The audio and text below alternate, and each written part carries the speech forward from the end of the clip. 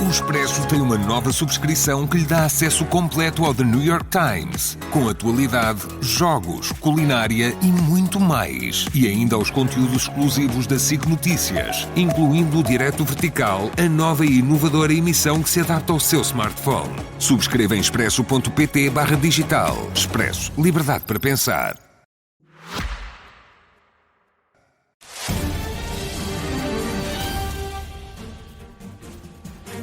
Boa noite. Arranca hoje na SIC e na SIC Notícias a série de debates presidenciais. Hoje entre Luís Marques Mendes e António Filipe. Bem-vindos. O sorteio ditou que começa Luís Marques Mendes. Estamos a assistir, Luís Marques Mendes, a um braço de ferro entre o Governo e os sindicatos por causa da reforma laboral, e neste debate temos duas visões diferentes. António Filipe pede a retirada do documento, o senhor pede consenso, sobretudo com a UGT, em nome da paz social. O que lhe pergunto é, num país com pouco mais de 7% de trabalhadores sindicalizados, estes interlocutores representam uma real ameaça à paz social? Já lá vamos.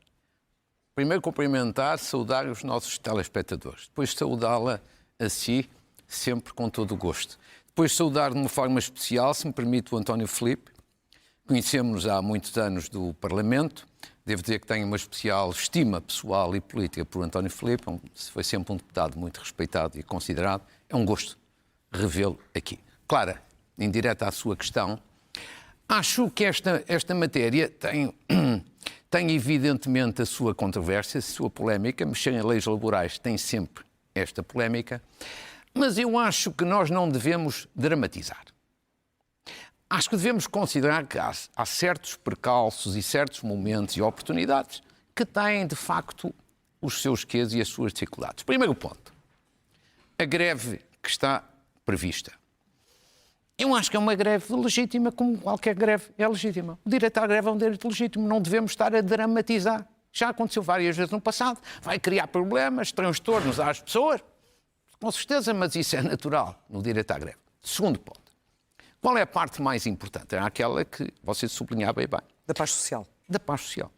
E para haver paz social, de qual eu sou um grande defensor, acho que toda a gente é, eu acho que é importante haver um acordo aqui entre três partes. O Governo, as entidades patronais e a UGT. E eu acredito que esse acordo vai ser possível. Porque o processo negocial existe, continua a existir. E eu acho que mesmo se houver greve, eu acho que é possível o diálogo, o equilíbrio e a concertação social depois da greve. E o senhor, sobretudo porque... E o senhor, se for Presidente, só deixará passar esse diploma se houver acordo com pelo menos uma das centrais sindicais? Não. Primeiro ponto.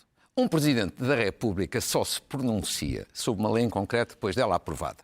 E, portanto, isto é uma questão de princípio. Eu aplico isso à legislação laboral, à nacionalidade, qualquer matéria. Neste caso, para além de uma razão de princípio, há uma razão pragmática muito forte. Qual é? É que este processo é um processo longo, até à aprovação no Parlamento. E eu acho que vai para além de 9 de março. E eu posso ter que, como Presidente da República, intervir como, digamos assim, árbitro a fomentar o diálogo e o equilíbrio. E porquê é que é... Deixe-me só para terminar, para ponto. passar a palavra ao António. Com certeza. E porquê é que eu acho... Porquê é que eu estou confiante e otimista e acho que é possível um entendimento? Sabe porquê? Porque este entendimento é útil para as três partes, rapidamente. As entidades patronais têm toda a vantagem em ter um acordo. A lei, nessa altura, vigora durante muito mais tempo, é mais previsível. O Governo, que é minoritário, tem vantagem para evitar problemas no Parlamento ou um chumbo no Tribunal Constitucional. E a UGT também tem vantagem, porque se a UGT for igual à CGTP, ou seja, querer competir na rua, perde. As pessoas preferem, nessa altura, os trabalhadores, a CGTP, que é mais forte na rua, à UGT.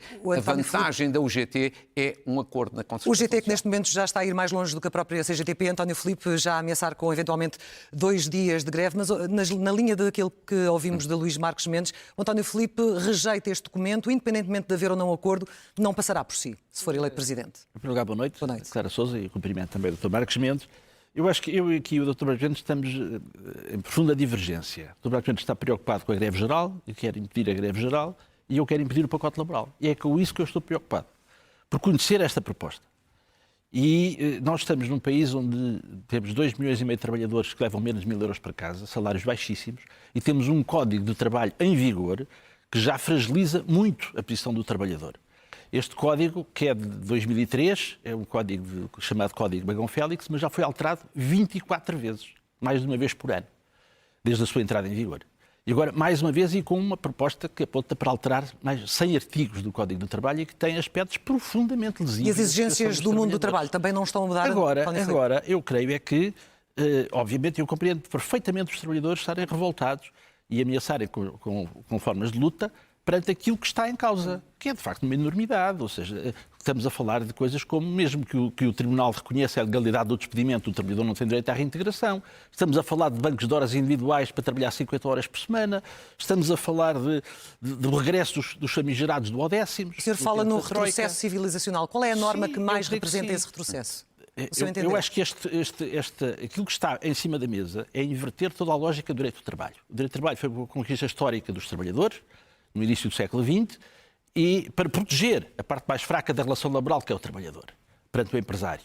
E estas alterações inverteriam a lógica do direito do trabalho, passaria a ser uma arma das associações empresariais e dos empregadores contra os trabalhadores, que veriam os seus direitos profundamente fragilizados. E, portanto, eu creio que, conhecendo esta proposta em concreto, eu não posso deixar de me pronunciar frontalmente contra ela, enquanto Luís candidato. Marques Mendes estará a prestar um mau serviço ao país se, enquanto Presidente, deixar passar essas reformas? Eu acho que aos trabalhadores, sim, certamente que sim, e ao país. Ou seja, eu não creio que o país não vive sem trabalhadores, não se cria riqueza, não se produz sem trabalho, sem trabalhadores. Agora, eu acho que os trabalhadores têm que ser defendidos, e eu orgulho muito de que me possam considerar como o candidato dos trabalhadores, que acho que eles devem ser respeitados, devem ver os seus salários melhorados e as suas condições de vida melhoradas e uma legislação laboral que os proteja. E eu acho que o Dr. Marques Mendes está do lado do Governo, aliás, é o candidato do Governo em funções e, portanto, está a defender a posição do Governo, mas tem consciência da enorme gravidade desta proposta, por isso tem essa posição, enfim, que procura ter aqui algum equilíbrio, mas que, no fundo, pretende é que este pacote laboral passe com alguma negociação, porque é evidente que o Governo faz uma proposta maximalista, com o objetivo depois de retirar algumas coisas para procurar dizer que ficar afinal é bom, quando não é. Tudo o que está aqui em cima da mesa é profundamente lesivo dos trabalhadores. É uma camisa apertada para si, Luís Marques Mendes? Não é de camisa apertada nenhuma. 2 ou 3 apontamentos muito simples. Primeiro, quem ouve o discurso do António Filipe, parece que nós estamos numas eleições legislativas. Não. Ora, isto não é uma eleição para escolher um Primeiro-Ministro ou para escolher deputados, é para escolher um Presidente da República. O Presidente da República não governa nem faz leis. Tem depois a sua magistratura de influência. E, portanto, parece que o António Filipe está noutra eleição. Mas isso é compreensível. O António Filipe é mais um candidato de facção de um candidato para verdadeiramente unir o país. Segundo ponto. Eu não tenho uma posição sobre este anteprojeto. É preciso que, em primeiro lugar, se perceba que estamos a falar de um anteprojeto.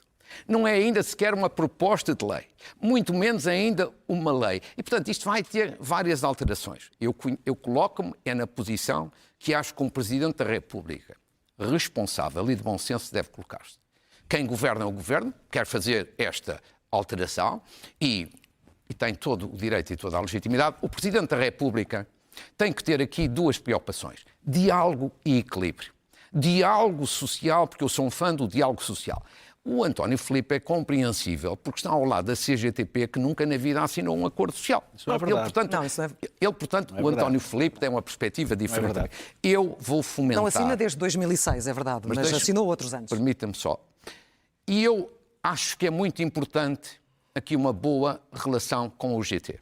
O UGT não é uma entidade qualquer.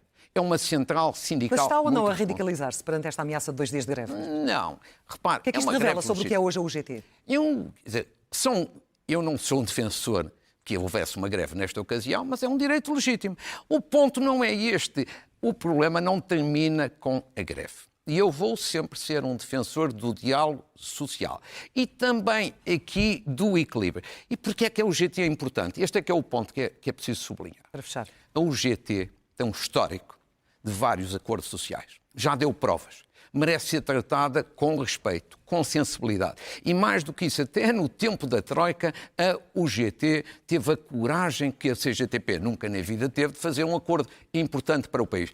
Mas para mim, essencial, diálogo e equilíbrio. António Filipe, a sua posição sobre as leis laborais, e já lhe dou a oportunidade de responder na linha da pergunta que vou colocar, e também a recusa enquanto chefe de Estado, aliás, disse-o, se fosse Presidente, não participaria nas cerimónias da próxima terça-feira dos 50 anos, do 25 de novembro.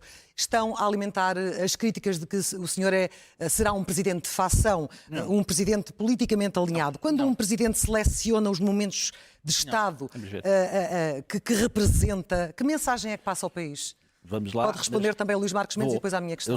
Eu sou tão de facção como o Dr. Marques Mendes, portanto, foi líder do PSD, é do PSD, apesar de ter simbolicamente entregue o cartão, mas porventura irá depois buscá-lo a seguir às eleições. Portanto, não vamos por aí. Agora há aqui uma questão que é esta. Também não é verdade que a CGTP nunca tivesse assinado acordos. Aliás, o mais irrelevante que assinou foi sobre o salário mínimo e o Governo depois é que não cumpriu. O último foi Agora, há 20 eu anos. acho que é importante dizer o que é que eu faria como Presidente da República. Obviamente que esperava pela legislação. Enquanto candidato, acho que devo pronunciar sobre as coisas que estão em cima da mesa e que preocupam as pessoas.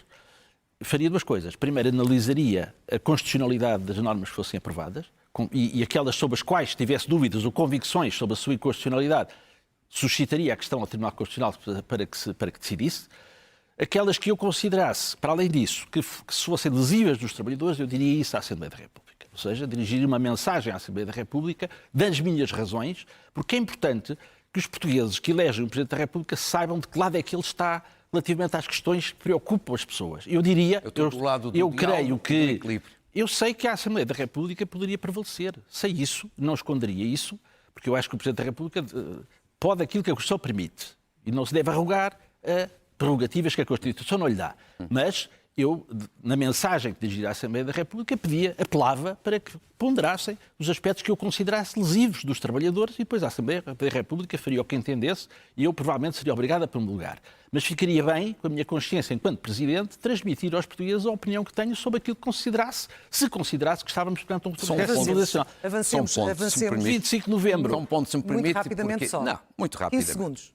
Alguém que quer ser Presidente da República com sentido de Estado, com capacidade de mediação de conflitos e com capacidade para ser árbitro, não diz com esta antecipação, olha, eu vou chumbar, vou vetar aquele diploma. Não. Isso não é de um Presidente da República. As posições já estão claras. Eu entre as ações empresariais de um lado e os trabalhadores do outro, eu não sou neles. Estão claras. Estou do lado dos António trabalhadores. Filipe, um Presidente pode escolher os momentos em que representa o Estado ou não? Eu acho que sim, pode. Eu acho que esta sessão do 25 de novembro é contra o 25 de abril.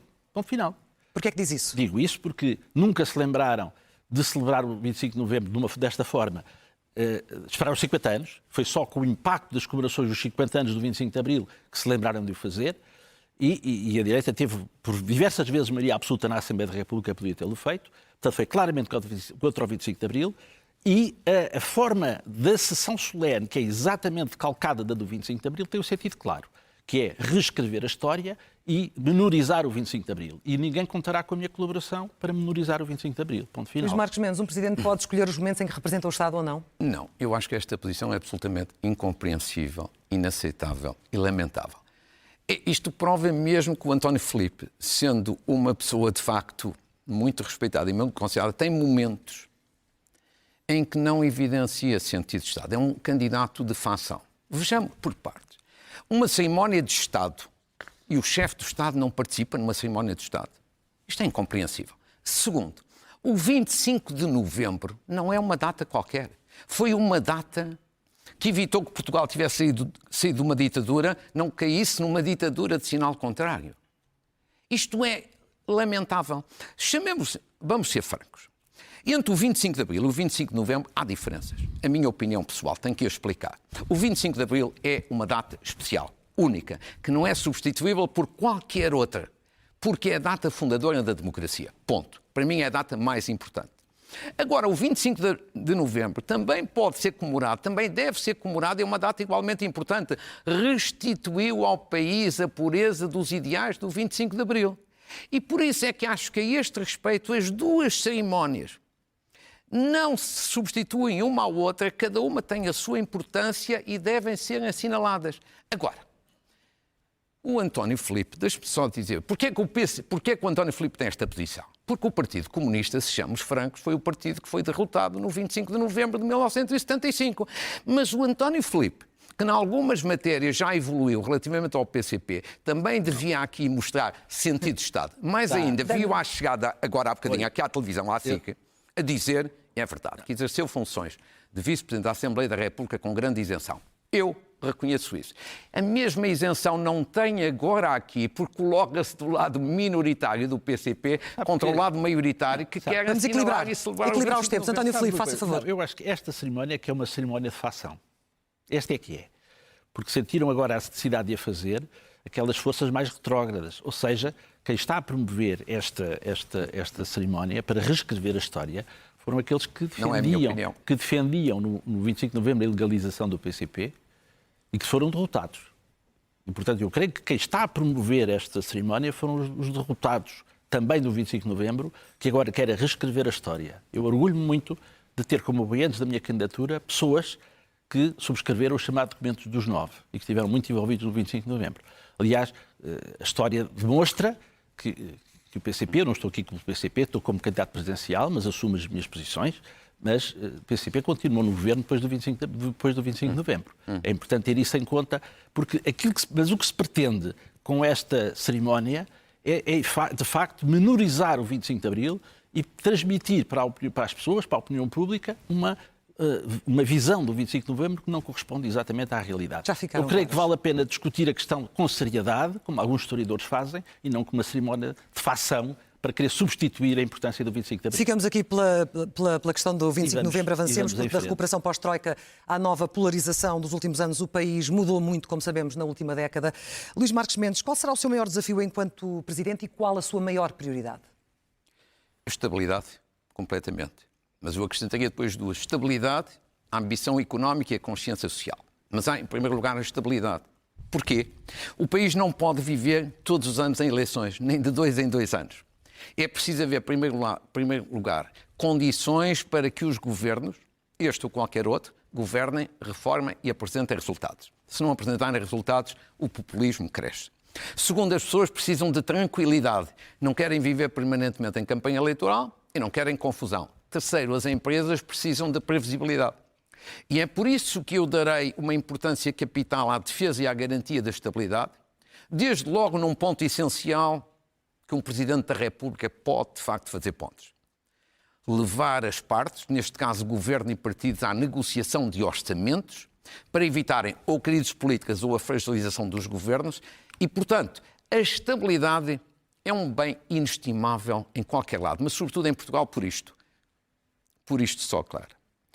A estabilidade para os políticos é irrelevante. Ou estão no poder, ou estão na oposição, no Parlamento ou no Governo. Agora, quando não há estabilidade, perdem os mais frágeis. Os idosos, os pensionistas, os reformados, os cidadãos portadores de deficiência, os jovens.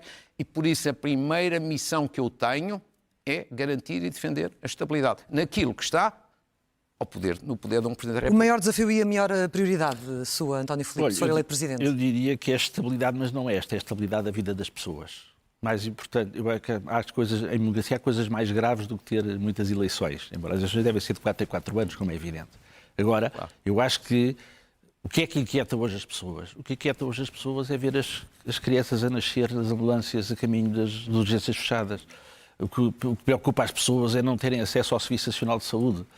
O que afeta as pessoas é as crianças faltarem professores nas escolas.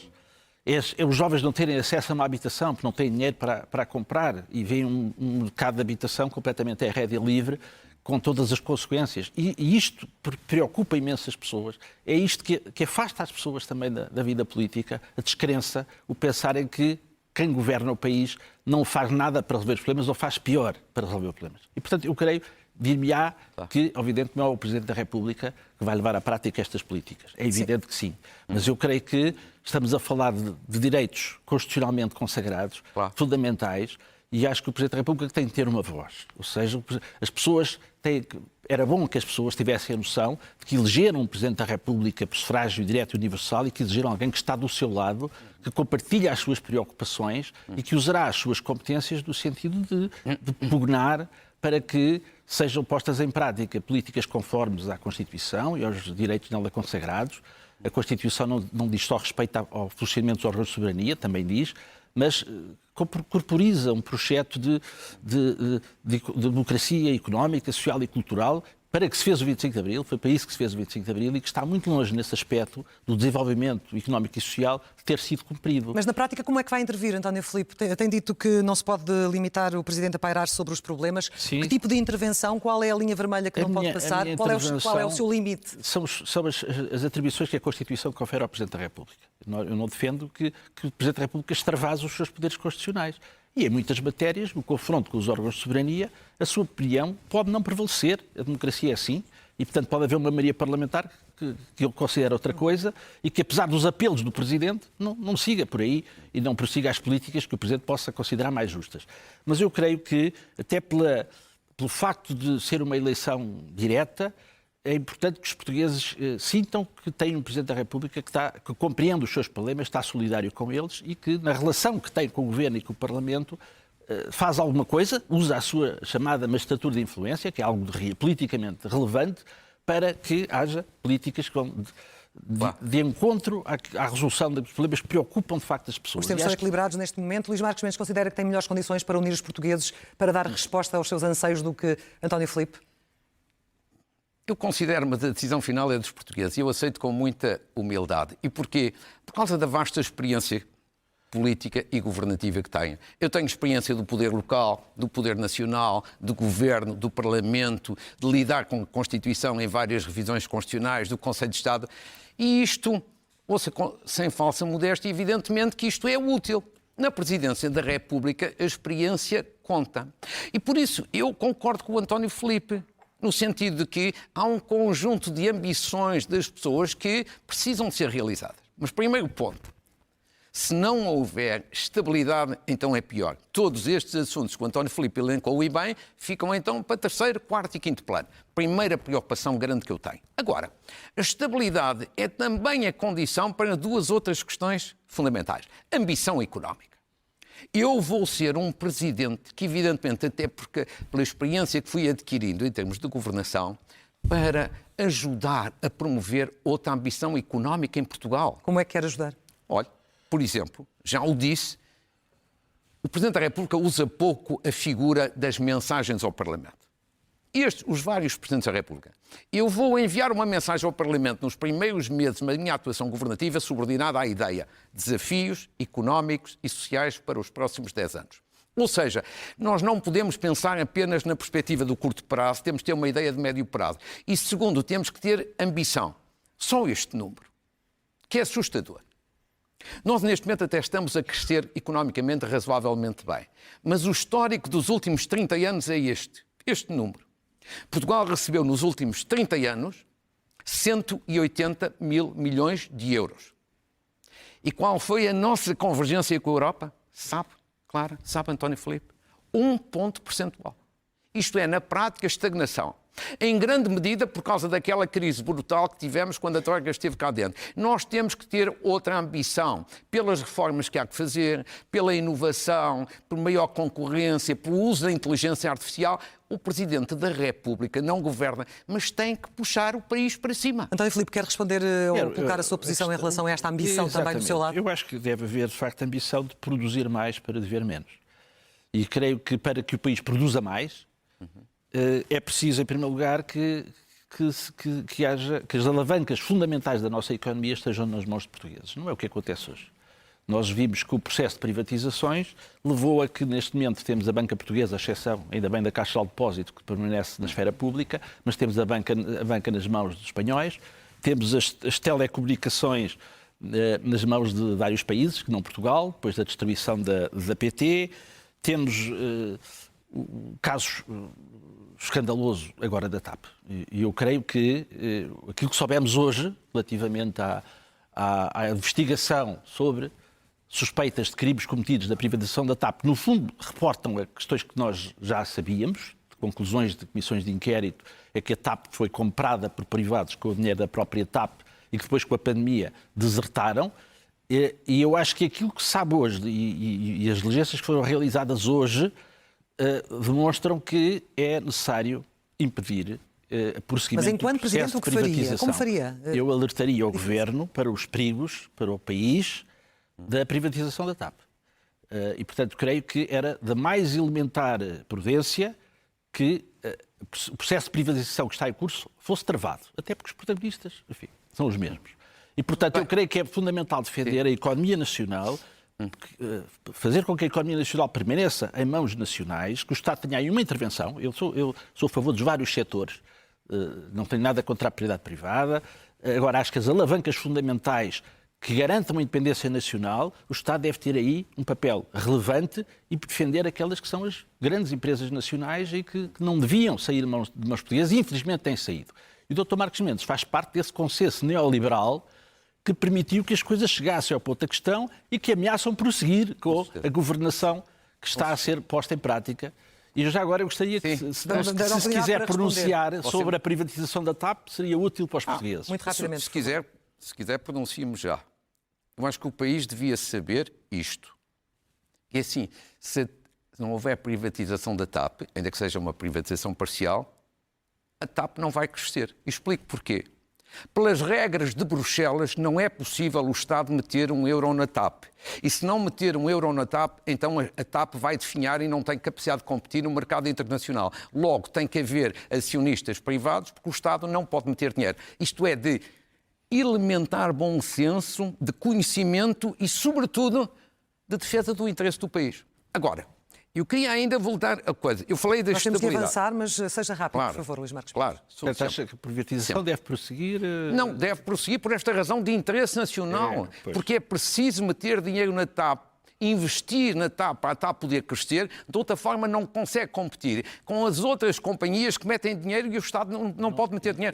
Vou dar a palavra ao António Filipe para refutar esta parte da TAP, por favor, e da posição de... Você é um jurista, estas são regras elementares de Bruxelas, não vale a pena, em matéria de facto, estar aqui a fazer demagogia. António. Agora, o ponto para mim... Não, António, a possibilidade de responder. Não aprendemos nada. Isto é um debate.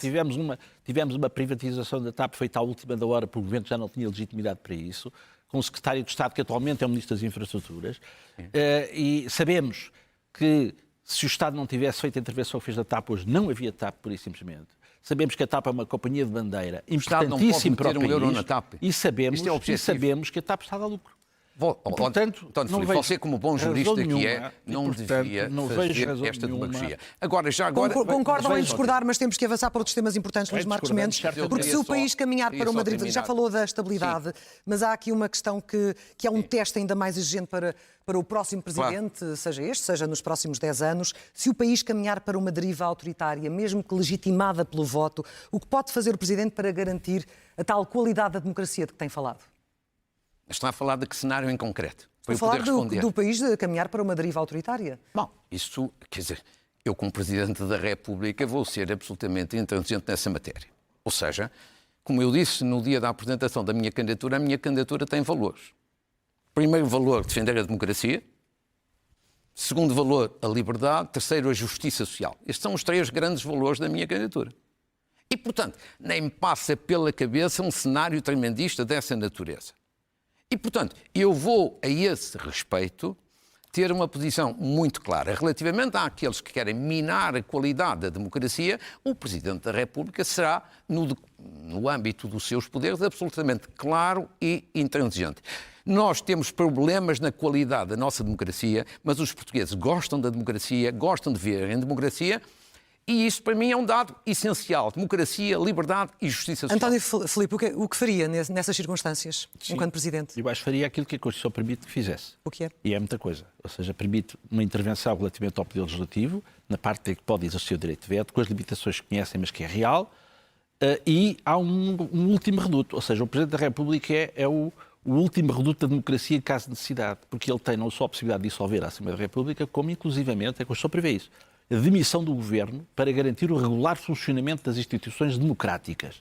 Nunca foi necessário, na democracia portuguesa, recorrer a essa possibilidade, e ainda bem, espero que nunca seja. Agora, havendo um governo que ponha em causa o funcionamento da democracia, ou que subverta gravemente regras da democracia, caindo numa tal deriva autoritária, o Presidente da República tem sempre essa possibilidade de ser a última trave-mestra da defesa da democracia. Mas dando posse ao partido que for eleito nas eleições... Eu não estou a falar da tomada de posse, as Sim. regras da tomada de posse a Constituição estabelece quais são, não é? Portanto, e obviamente que no quadro parlamentar o Presidente da República tem que se conformar com os resultados. Mas o senhor também já disse que fará tudo para evitar que chegue ao poder. No quadro da Constituição. E, portanto, procuraria encontrar soluções no plano parlamentar que o evitasse. Mas, perante uma conjugação de forças na Assembleia da República adversa àquilo que eu consideraria que era importante para o país, teria que me conformar com isso, mas manteria a plenitude dos meus poderes de intervenção no quadro da Constituição e sendo o último reduto de defesa da democracia e da Constituição, se necessário. Agora, espero que nenhum Presidente da República se veja na necessidade de ter que recorrer a esses mecanismos mais extremos. Entramos nos 5 minutos finais. Eu quero falar ainda da União Europeia e de NATO, porque nos próximos 2 anos a União Europeia irá ajudar a Ucrânia em 135 mil milhões de euros, só ainda não decidiu como. Também ouvimos ontem Durão Barroso dizer que a Europa tem que se preparar para uma provável guerra contra a Rússia. Neste contexto, António Filipe, o que é que se exige dos chefes de Estado de um país como Portugal, membro da União Europeia e membro da NATO? Que defenda o interesse nacional, a soberania nacional, e que no quadro das organizações a que pertence, designadamente as Nações Unidas, a União Europeia e a NATO, que tenham uma voz própria. Ou seja, que se pronuncie não em função daquilo que as grandes potências que fazem parte dessas organizações e que as dominam pensam que nós devemos fazer, mas que tenham uma voz própria no sentido de defender uma posição de Portugal que seja consentânea com aquilo que nós consideramos justo e consideramos que é do nosso interesse. Mas no caso da Ucrânia, arrisca com António Filipe na presidência o país a falar a duas vozes? Não, eu acho que no quadro da União Europeia e da NATO nós deveríamos fazer tudo para que se avançasse com uma mediação que o mais rapidamente possível pudesse ter uma guerra. Luís Marques Mendes, papel do Presidente neste contexto? O Presidente da República não conduz a política externa, mas tem particulares poderes nesta matéria. E acho que a primeira coisa importante que os portugueses devem ter atenção é o seguinte. O mundo está num estado de grande instabilidade. Nós não devíamos acrescentar instabilidade cá dentro e daí a necessidade de um Presidente da República experiente. Porquê? As Nações Unidas estão no estado em que estão. Quase irrelevância. Não é culpa de António Guterres, mas é apesar dos esforços de António Guterres. A Organização Mundial do Comércio, num tempo de crise tarifária, não existe, está desaparecida. A relação transatlântica está em dificuldades. A Europa também tem as suas fragilidades. Neste quadro, há duas coisas que são importantes. Primeiro, o reforço da NATO. E a NATO tem tido aqui um papel importante. O acordo na última cimeira da NATO foi essencial para a segurança da Europa. Se não tivesse havido acordo, o que se estava a discutir neste momento era a implosão da NATO, o princípio do fim da NATO. E quanto à Ucrânia, deixe-me só dizer o seguinte. A Ucrânia é um caso em que eu não compreendo a posição de António Filipe, mas pode ser que ele hoje vá aqui explicar. Que é o seguinte. Com todo o gosto. Com todo o gosto. Então deixe-me só explicar. O caso da Ucrânia é um caso em que há um agressor e um agredido. Um Presidente da República que se preze, condena o agressor e dá apoio ao agredido. Não vejo até hoje o António Filipe a fazer isto. É, em segundo lugar, um caso de grave violação das leis internacionais. Um Presidente da República que se preze e com sentido de Estado faz uma condenação clara. Terceiro, as pessoas dizer, como António Filipe e outras pessoas, quero a paz. A paz todos queremos, a começar pelos ucranianos. Não é verdade. Mas se quer a paz, o primeiro apelo que devia fazer era ao presidente russo para abandonar a Ucrânia, porque foi ele que invadiu, não foi ele que foi invadido. E, portanto, eu acho que a sua posição, desculpe que lhe diga, eu tenho enorme respeito por si.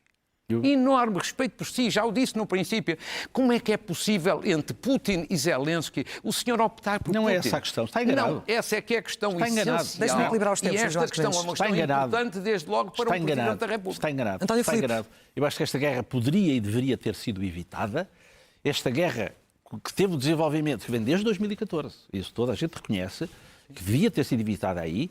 Quando se dizer os desenvolvimentos de 2022 que eu condenei, a invasão russa, mas considerei que aquilo devia cessar de imediato e não cessou por interferência do Sr. Boris Johnson. E agora vai que quis condenar? Convencer a Ucrânia de que podia ganhar uma guerra contra uma grande potência nuclear, uma guerra que nunca poderia ganhar. Era preciso ter evitado a guerra, a diplomacia devia ter evitado a guerra, infelizmente não evitou.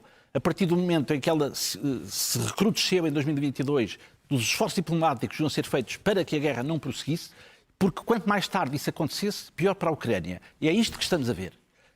O tempo passa, o tempo corre contra a Ucrânia e, portanto, é preciso que, de uma vez por todas, haja mediação e que aquela guerra termine. A melhor forma de apoiar o povo ucraniano é fazer com que a guerra termine o mais rapidamente possível. E diga-me uma coisa. Estamos no minuto final, muito rapidamente, que a última palavra é para António Filipe. São 30 segundos para a Porque foi guerra. a posição do Papa Francisco, foi a posição de quase todos os países do mundo, menos a União Europeia. E nem toda. Eu constato, tenho uma pena. E nem toda. Que o António Filipe não tenha coragem para condenar o agressor. Não está enganado. Que na prática esteja ao lado do Sr. Putin. Acabei de o fazer. E quem quer... Acabei de o fazer. Condena a intervenção russa agora. Não foi agora. Não esta agora. Não. Vamos falar há 3 anos. Eu disse isso há 3 anos. Olha, acho que foi neste estúdio, foi aqui nesta estação de televisão. Mas condena, faz um apelo então ao Sr. Putin para abandonar a Ucrânia. Eu acho que isso é simplificar aquilo que não é simplificável. Porque a guerra começou em 2014, como toda a gente sabe. Eu acho que esta questão é... Eu, como Presidente da República, faria todos os esforços para que, no plano da diplomacia, esta questão terminasse de uma vez por todas, porque é a forma de ser solidário com o povo ucraniano e acabar com esta guerra. António Filipe, Luís Marques Mendes, muito obrigada pela vossa presença. O próximo debate na SIC e na SIC Notícias será no próximo domingo às 9 da noite. Coloca frente a frente Catarina Martins e Henrique Gouveia Melo. Boa noite.